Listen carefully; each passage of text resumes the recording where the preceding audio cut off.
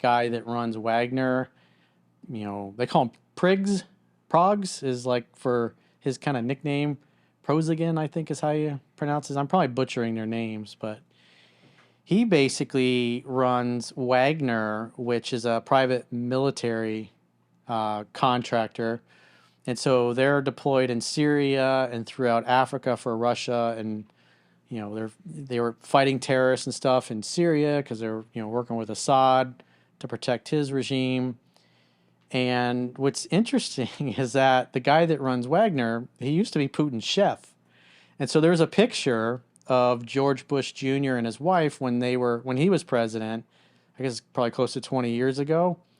And it's George Bush, Putin's wife, and Mrs. Bush, his George Bush's wife, and then the Wagner guy, he's the chef. So now that you've basically had Wagner they got to 180 miles outside of Moscow, and there was maybe a couple hundred Russians. They didn't have any kind of heavy equipment, heavy weapons, and the Wagner guys had they had the Panzer air defense systems. They had all their heavy weaponry. They had their tanks. They had their APCs.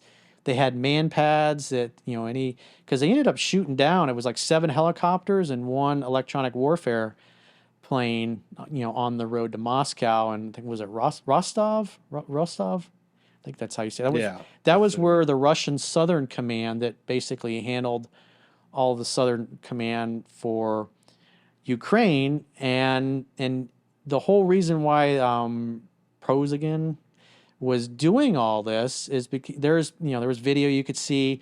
I remember there was one a couple weeks ago where he was just furious because a lot of his friends got killed. A lot of guys that he knew, guys that worked for him, that he sent into battle, they all died. And he was standing in front of, this was like, it was kind of dark out, but you could see all the bodies behind. There's like 40 dead Wagner guys all behind him, and he was yelling and screaming at the incompetence and the stupidity of was it Shogu and Valery Gazmarov, the 2 top guys that are at the top of the Russian MOD, who also happen to be really close friends with Vladimir Putin. And even though they're totally incompetent, most of the people in the Russian army, they hate these guys, but they don't have a choice because they're Putin's buddies. And so what he wanted to do, his original goal, this was just, I was reading about this yesterday, was to capture these 2 guys. And he was even talking about hanging them in Red Square and shooting them dead because of all the people that got killed, because he said they were the ones that basically started this war and lied Putin into believing that 3 or 4 days will conquer the whole country. But, then again, General Milley, our chairman of the Joint Chiefs of Staff, was saying, oh, yeah, Kiev will fall in 3 days probably, which he was wrong. He's a fucking idiot. But so these guys are supposedly Vladimir Putin hopped on his private jet and flew to St. Petersburg along with the other elite and leaders that were there because there was nobody to stop them. And supposedly what's coming out now, I don't know if it's true or not, but the FSB, which used to be the KGB, is basically telling Prigozhin, hey, the leader of Wagner, we're going to kill your family if you don't stop. And then supposedly the one Russian general that was running the war effort for Russia until the beginning of this year. I can't think of that guy's name right now. He's shaved head, bald. I guess he lost his nerve. But the other thing that's really pissed Putin off about all this is that nobody really came to help him. Nobody really did anything to stop Wagner. And most other regular Russian troops, they didn't want to fire on the Wagner guys. They were just kind of, in other words, they were just standing on the sidelines. Who's going to win? Because, again, you got a mafia elite that are basically fighting each other for control. And the elite are, it was pretty obvious that the majority of people in the Russian army and the citizens were siding with the Wagner guys versus the way the war has been run by Putin and his, 2 top lieutenants who are close friends of his. And so it's like competency doesn't matter, just loyalty. If there's a video of Putin, he says, what is the number one thing that's unforgivable? He says betrayal. If you betray me, and you look at some of his political enemies, the guys that he's given those radioactive isotopes to, that, radiation poisoning, Oh basically. I yeah, they mean, send a lot of poison in the it's not just mail. killing a guy, it's doing it in a very public way. It says, hey, don't fuck with me because you're not going to like what happens to you. Plus, all the people that have fallen out of windows this past Yeah, year, fallen out of hospital windows, fallen out of their building windows. It's like they just, they'll send the FSB or whoever it is. And, if they don't like what you said or did, they just throw your ass out the balcony to your death in the yeah, street below. They don't care. And they do it very publicly. And that's what happens. You will never end up with socialism, communism, Marxism. You will end up with a psychopathic mafia elite that is ruthless, and they will not care 1 ounce about killing you or fucking you up if you threaten their power.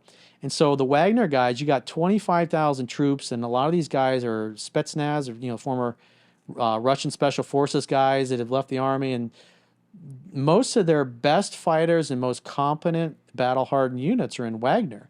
And now, because of what happened, now they're all under suspicion. Now they're like not trustworthy. And on top of that, supposedly the regular Russian military is going through purges where if you weren't like publicly supporting Putin and you didn't do anything to stop the Wagnerites, it's kind of assumed that you were sympathetic to them.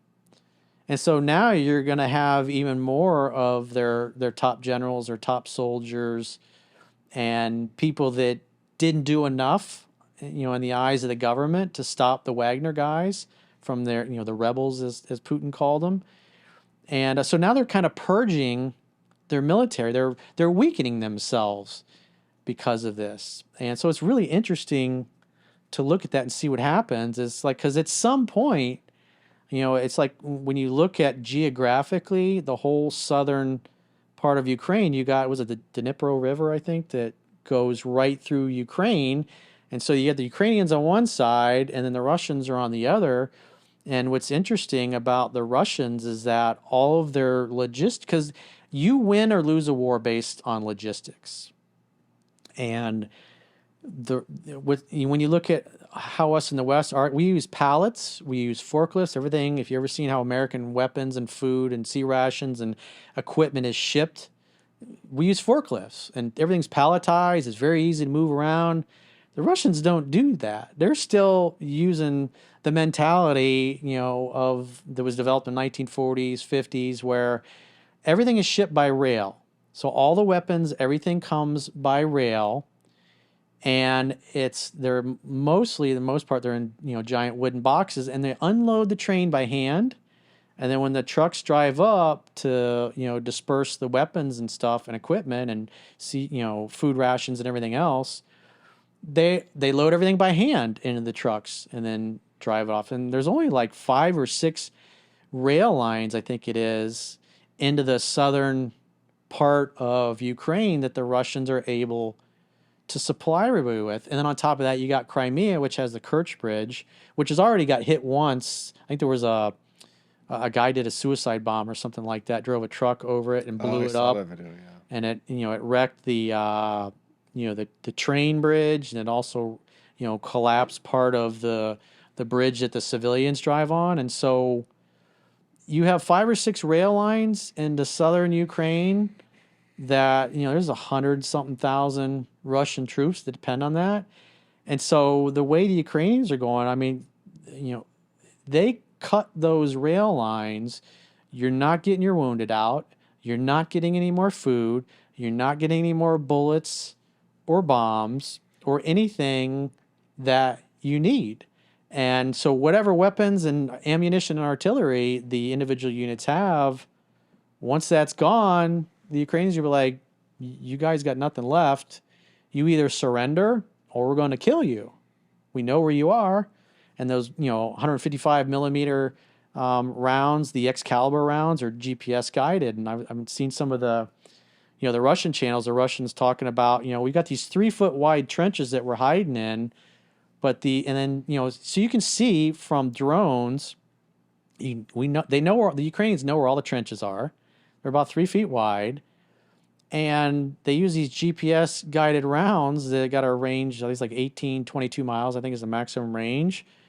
And so even though they're hiding in the trench, because they're GPS guided shells, they got little fins on them that just basically glide it, and they don't miss. And so they're dropping the artillery right in the trenches, and it's just decimating the Russians.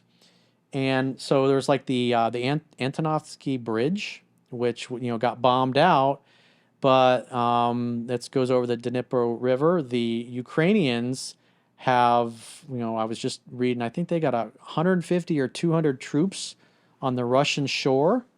They've got several tanks over there now, but they've got really good electronic warfare equipment because the Russians that were on the other side there were trying to call in airstrikes on Telegram because the cell towers still work, but their radios to call for airstrikes or anything that they need, they're all being jammed by whatever the electronic warfare equipment is that they're using. And so when they can't use the Lancet drones, which is like it's got an armor penetrating shell. It's like a kamikaze drone that's been very effective against Russian and Western type of armor. But it requires the signal because if you ever seen, they got videos of this. The guys got their little virtual reality goggles on and they got the little hand things, and so they had a bunch of gamers flying these kamikaze drones and things into whether it's like 16-year-olds have like just insane kill counts and yeah, KD ratios. exactly. There's lots of video that you can watch of these dudes sitting in a stairwell in a bombed out building and flying his drone into a tank or something and hitting it and blowing up. You see like the video the cuts to that guy, he's just like dancing on yeah, the he's all excited because yeah. he just took out a bunch of the enemy. It's like some geek that's really good at video games, but the electronic warfare is so good. When the drone loses its signal, it crashes to the ground, and the Lancet drones can't get anywhere near it because there's no signal to drive it into the tank or the troops or whatever. So they can see where they are, but they can't get any air support in because the Russians' radios, the radios are being jammed and they don't work. And so the idea is they're building a bridgehead and building a foothold. Like if you look at D-Day from World War II, when you look at like Omaha Beach, the idea was to get a foothold in there.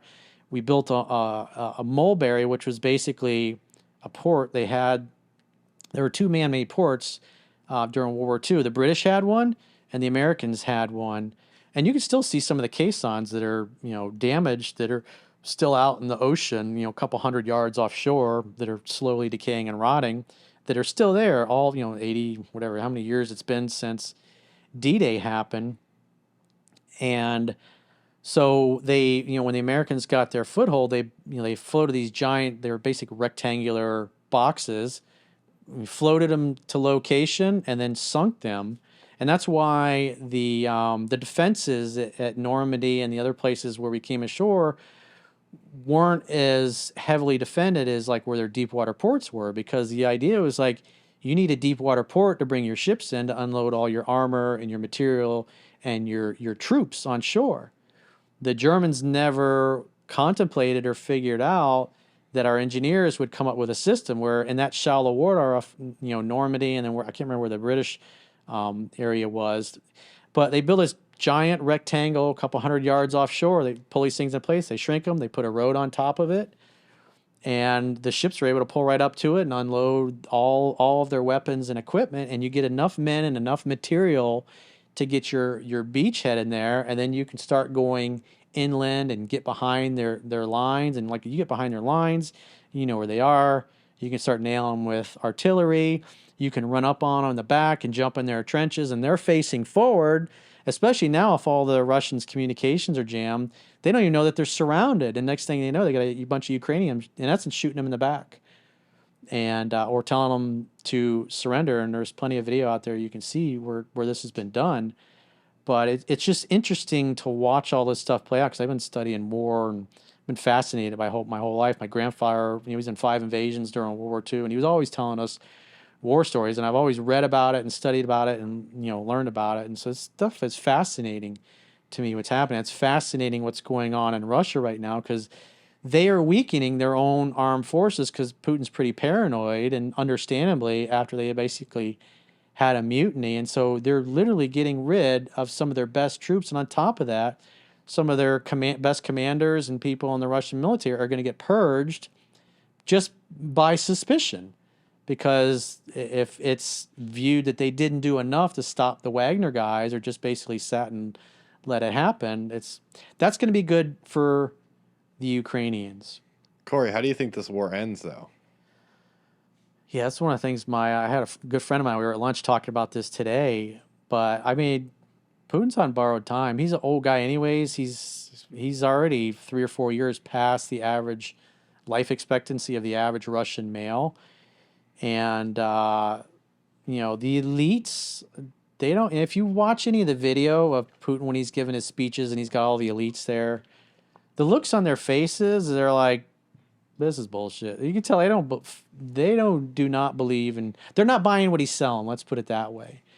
So maybe somebody takes Putin out, but if you look at Russian history, I guess they sue for peace after that then, or well, I mean, the That's Ukrainians are super just like, just pack your shit and go home, and the war will be over. yeah.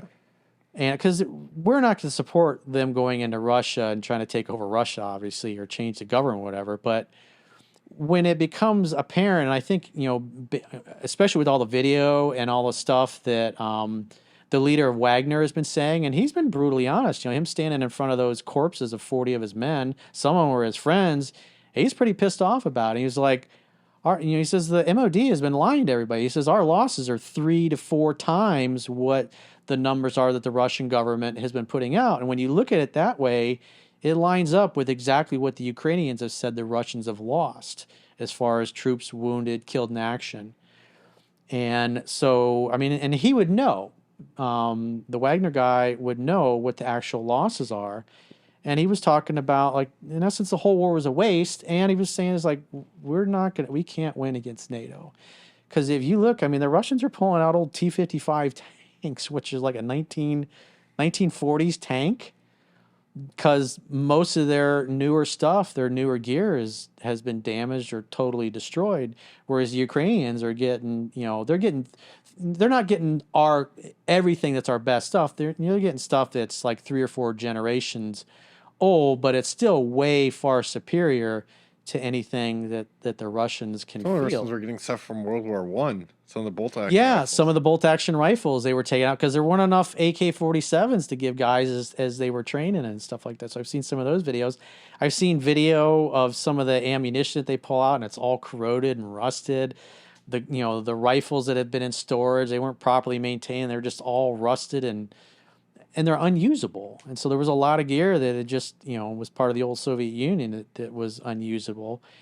And, so it's a slow war of attrition. The Ukrainians are getting stronger and they're getting far superior weapons. Whereas the other thing, what was interesting about the war is the Russians took all of their top trainers and their most experienced people that normally when guys come in for boot camp, because they needed people, they sent their top trainers to the front lines and a lot of them got killed.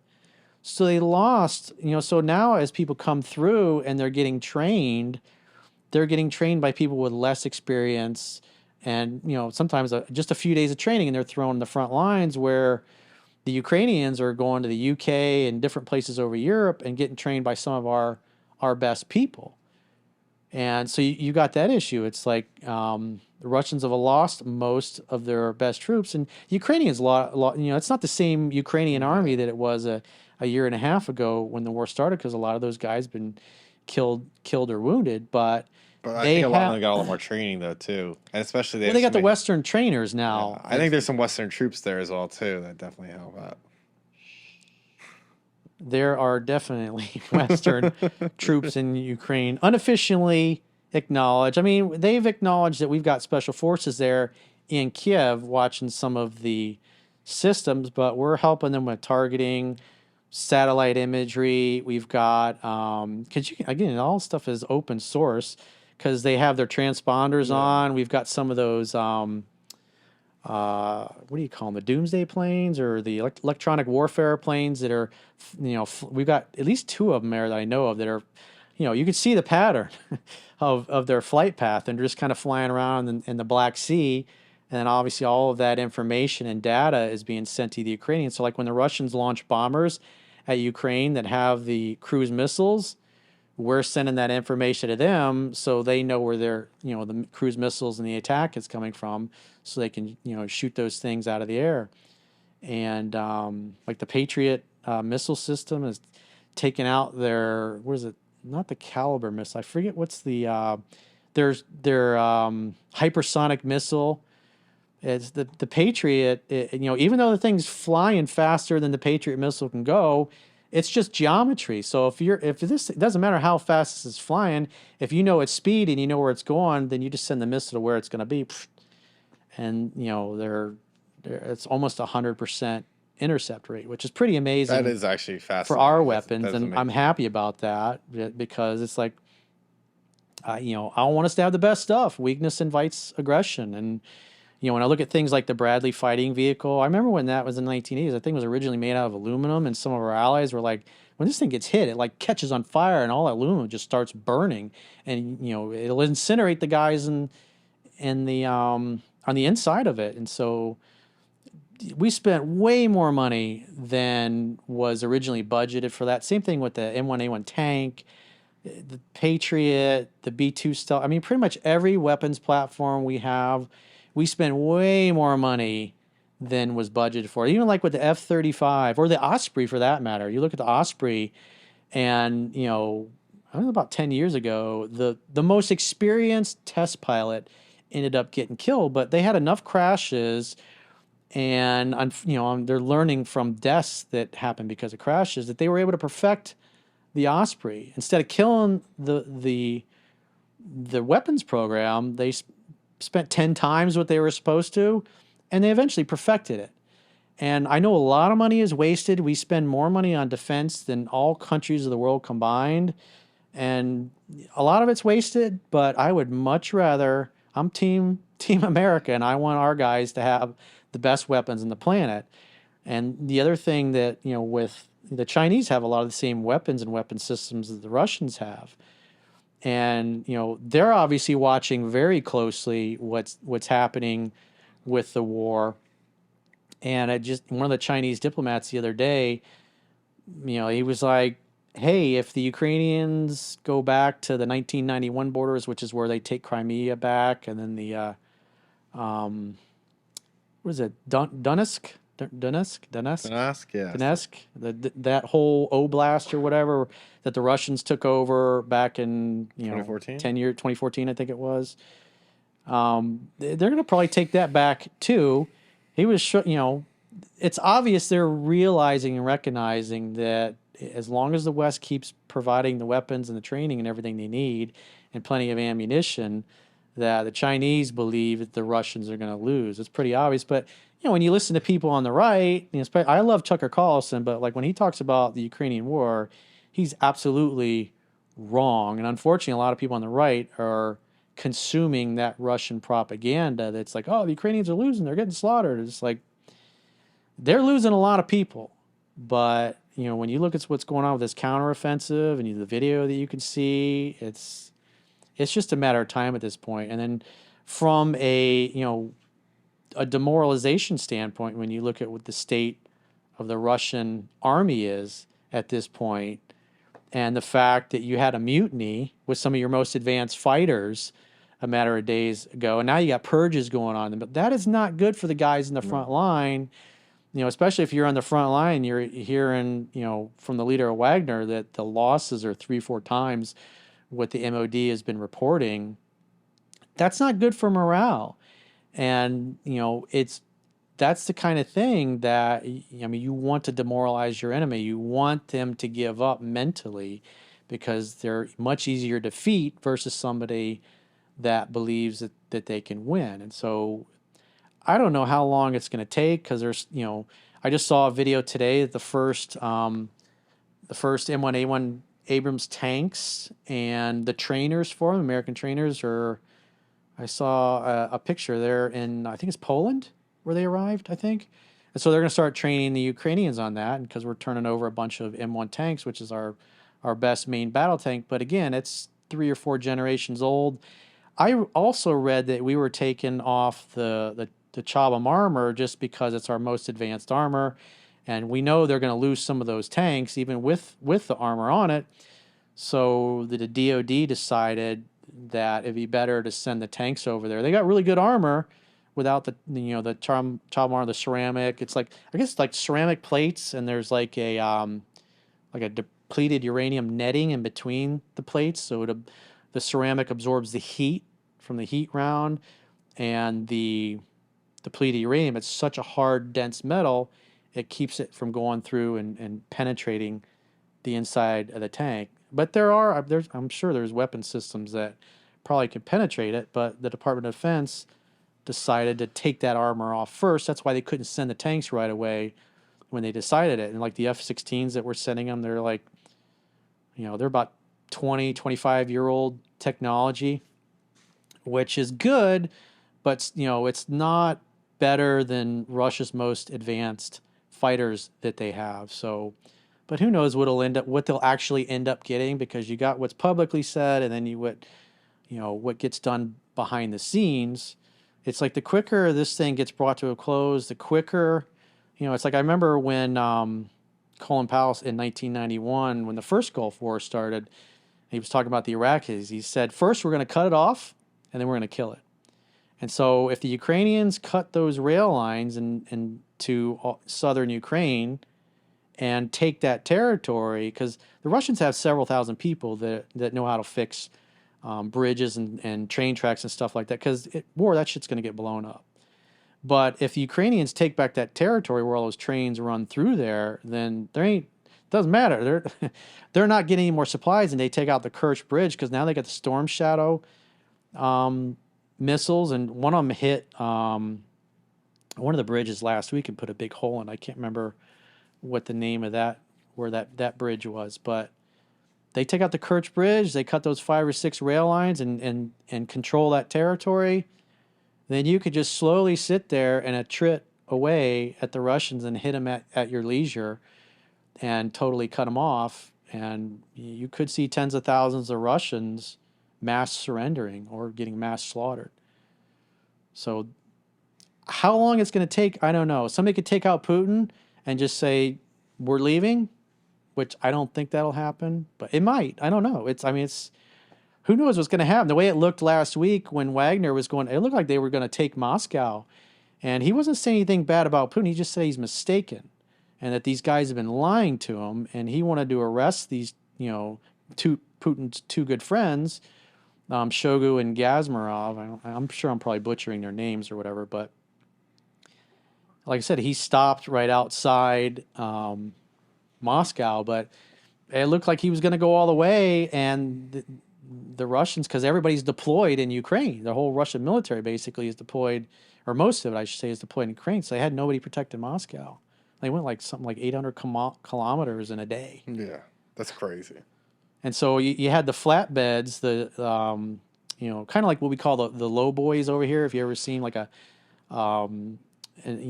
truck that it pulls like front end loaders and construction equipment, the part that connects to the truck disconnects, and it's then it lays in the ground, and then you can just drive the thing off. So they have those trailers that had the tanks on it, and the guys were sitting in the tanks, the drivers, and if they had to stop and disembark, they could do it pretty quickly, especially if they got attacked. But now I'm also reading that the Wagner guys are turning over all their heavy weapons to the Russian military, supposedly, and the arrangements are being made to do that. But it's a matter of time, and so it's possible. PMC Wagner's just out of the war then? Yeah, well, they've been out of the war for about 5-6 weeks because he's been Prozakin. He's been Prozakin. I don't know how I'm probably butchering his name too, but Progs, as his nickname, as people call him sometimes. For months, for like really about the last 2 months, he's been talking shit, and he's been, because I guess Putin wouldn't take his calls, wouldn't talk to him anymore because he had been kind of isolated, even though they used to be close and were good friends, and Putin was, I guess, the one that got him started. He's been talking so much shit and saying a lot of unpleasant, inconvenient truths that, they really wanted to isolate him. And because what really started this, the unraveling of Wagner, if you will, was Shogu basically said that all Wagner people have to sign a contract with the Ministry of Defense, I think by like July 1st or something like that. So they'll basically be in the Russian army. And he was like, hey, I want to keep this whole thing intact. That's what he thought he was originally going to be able to do. But I think, the regular Russian army, they don't trust the Wagnerites right now. And there's evidence that some of them have been killed. There was some of the Chechen guys supposedly they just sawed off the head of supposedly a Wagner guy. I don't know if he was Wagner or not, but they were saying he was a traitor, and they basically beheaded him because they're all Muslim. The Chechen guys are Muslim, and so I was just reading. Was it yesterday? Started seeing reports that the Russian army is now being purged of generals and anybody basically that didn't support or that supported Wagner or just did nothing or what was viewed as not doing enough. So it could unravel really quick, or because I think the M1A1 tanks aren't supposed to be turned over to the Ukrainians. They say towards the end of the year. Maybe it'll happen sooner, but it's hard to tell. It's like I didn't expect to see a column of Wagner guys headed to Moscow to take out basically the top two guys in the Russian Ministry of Defense. I didn't expect that, and I also didn't expect once he was doing it for him to turn around and go, "Okay, I'm out." I didn't expect for him to get pardoned as well too. That kind of threw me off. Well, the one thing that Putin says is, he'll bide his time, and when the time is right, he'll probably try to assassinate his former cook. Yeah. His former chef. He actually has a funny story. I mean, he started he went to like prison, opened up a hot dog stand, then became the chef for Putin, and then he has his own private military. So I think a documentary on that would be amazing to see. Yeah, I assume he's got to be a billionaire by now. Yeah. Even Putin was on TV there. He's like, we basically created Wagner. We're the one that gave him all the government contracts and stuff like that.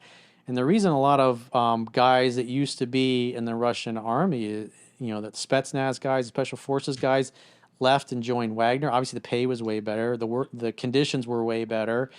And they had more freedom to improvise on the front lines and do things that were save their lives. Whereas, the old Soviet type of army, like when, I read an article probably 6-8 months ago from General Mark Hertling, who in the 90s, after the wall came down, he worked with some of his counterparts in the Russian Ministry of Defense, and they had kind of like an exchange program. We're like, hey, we'll send some of our NCOs and our officers over, and we'll teach you some of our military culture so, you can improve the quality of your army and your organization. It was a political thing. It was, trying to, because at the time we thought, hey, we won the Cold War. So, communism's been defeated.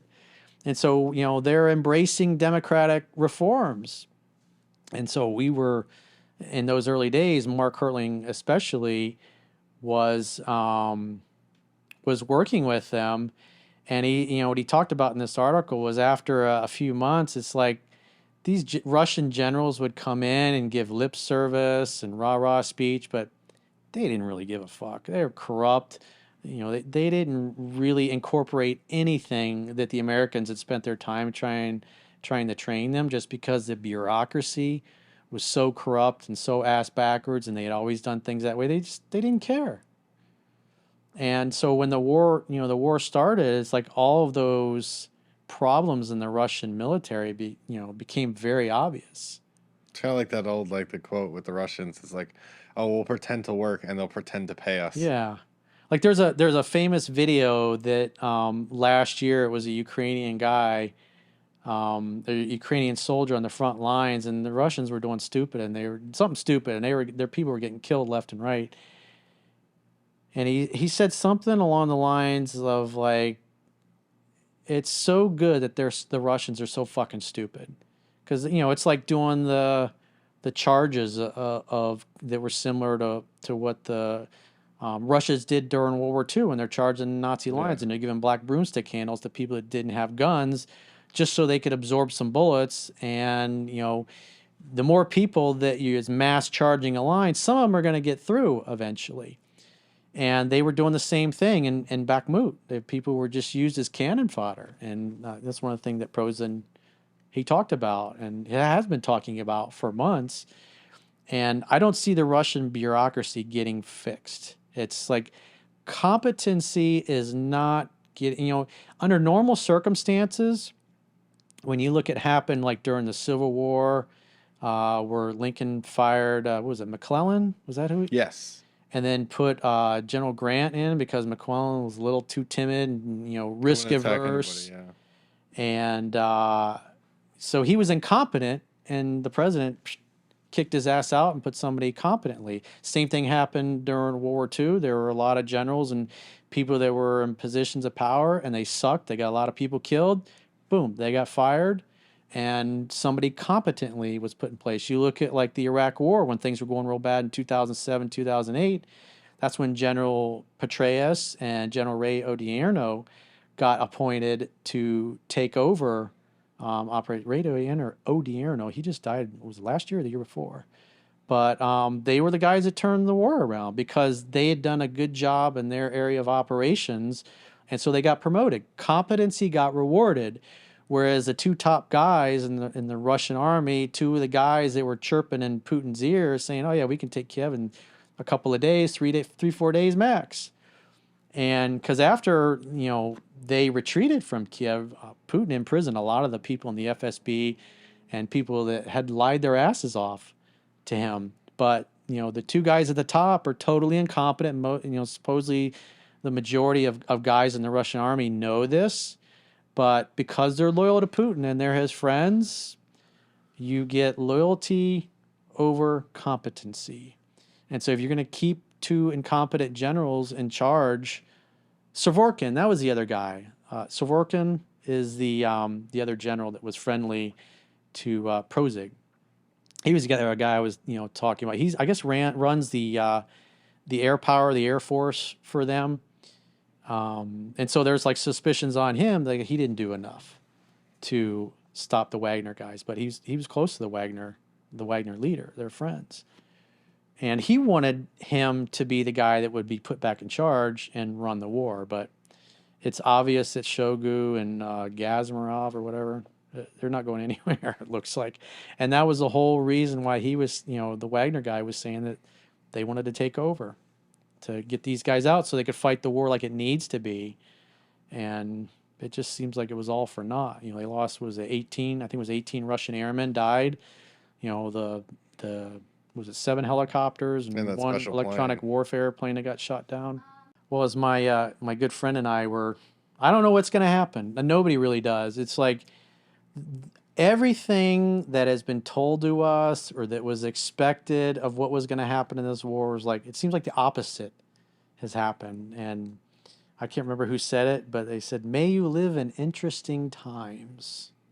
And these are definitely interesting times. So I'm just hopeful that sooner rather than later the Ukrainians break. They're already breaking through in several places because like what you do is they're attacking the Russians all up and down the front because when you do that you get a reaction.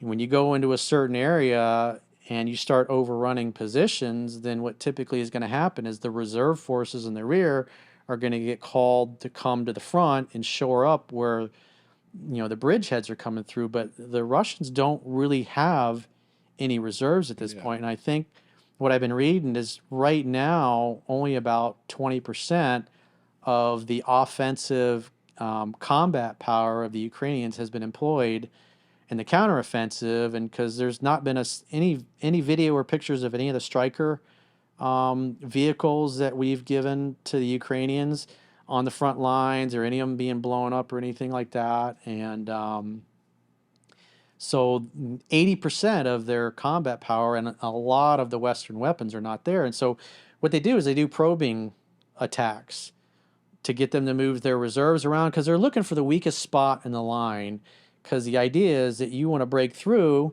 get behind their lines, and then you can operate in the rear and use dump artillery down on these guys, especially if you got electronic warfare and the Russians don't even know that they've been surrounded or you're behind them. Then with those Excalibur 155 rounds plus with the HIMAR missiles, you can just sit there and pick them off at your leisure with with hardly any risk to your own guys, especially if they can't call air support because their mics don't work.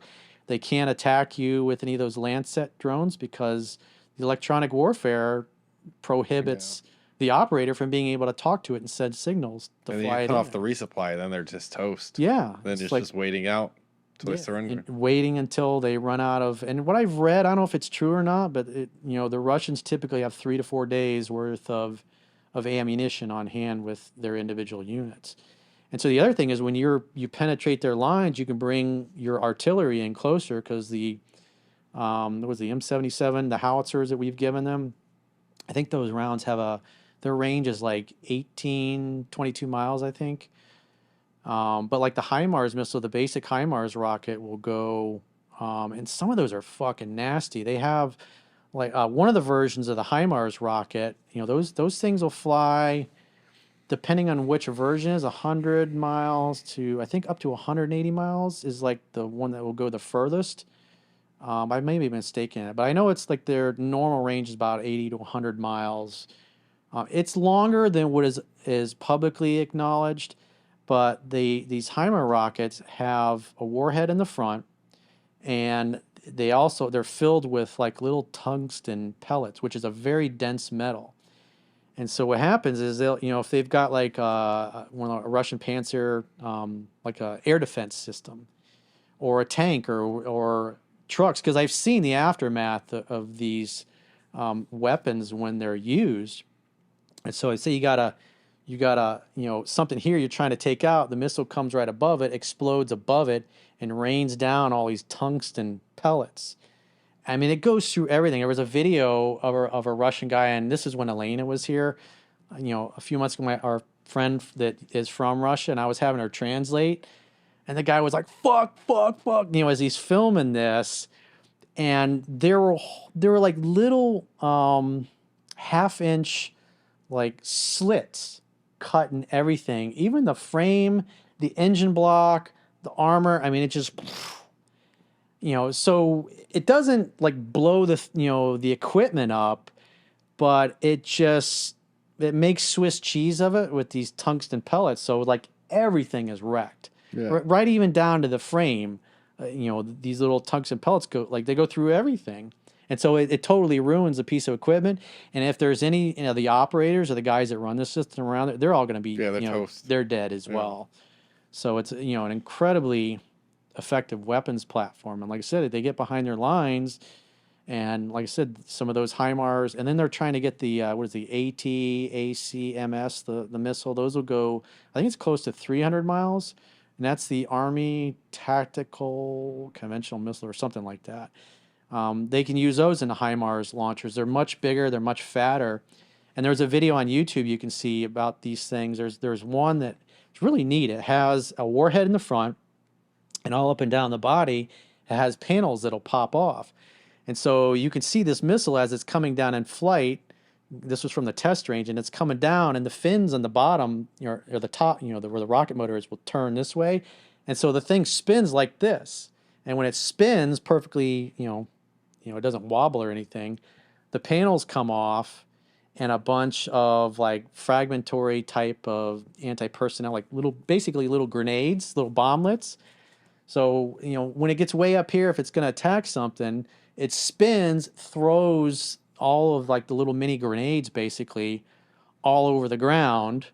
And then the main missile continues on and hits whatever target it was supposed to hit. So you take out whatever you're trying to take out with the warhead and the missile, and all the little bomblets land all around it and will wreck or just and kill anybody Anyone's that's trying to around run it. away from the target. Yeah, you take out the missile system and you take out all the people that operate it. Yeah, it's pretty nasty. And that is a nasty machine. They want to use those on maybe the Kerch Bridge, or maybe like some of the because once we gave them the HIMARS, the Russians had to move their weapons stockpiles out of range of the HIMARS. But like I said, with the Storm Shadow missile that is launched, cruise missile, which is launched from some of the fighters the Ukrainians have, they've adopted, the pod that holds it has been modified so it will work, because these are originally Russian planes, Russian designed planes. And so we've sent our guys and our techs, we've given them the harm missile, which is a missile that'll lock in on enemy air defense and radar and just home in on the signal and destroy it. So we've given them those, and they've got the Storm Shadow, and I think they carry about one on each wing, if I'm not mistaken. And so the pylons that hold these weapons have been modified to do that and work with Ukrainian planes that they have. Yeah. And so it's like a fire and forget type of weapon, and the radar signature is like rain droplets. That's how big it is. And so I saw a video of a Russian guy had filmed, the Storm Shadow coming in, and the system saw it, but the signature was low, and it was so fast that by the time the guy realized what it was, the missile was already gone. And plus, it flies low to the ground instead of like high up in the air. Yeah, It so you kind can't of hit hugs the terrain. yeah. So it's like there, and then what's interesting. I also saw a picture the other day of I think it was a Chinese 120 millimeter shell. So it's obvious that the Chinese have been selling some of their munitions to Russia, but I don't think a lot. Just because if you listen to some of the Chinese people and talking, especially the one yesterday, was like talking about Ukraine going back to the 1991 borders, and they were cool with it. It's obvious the Chinese also know the Russians are going to lose, and they are losing. And same thing with the head of Wagner is like, he knows they're going to lose. Yeah. It's just a matter of time at this point.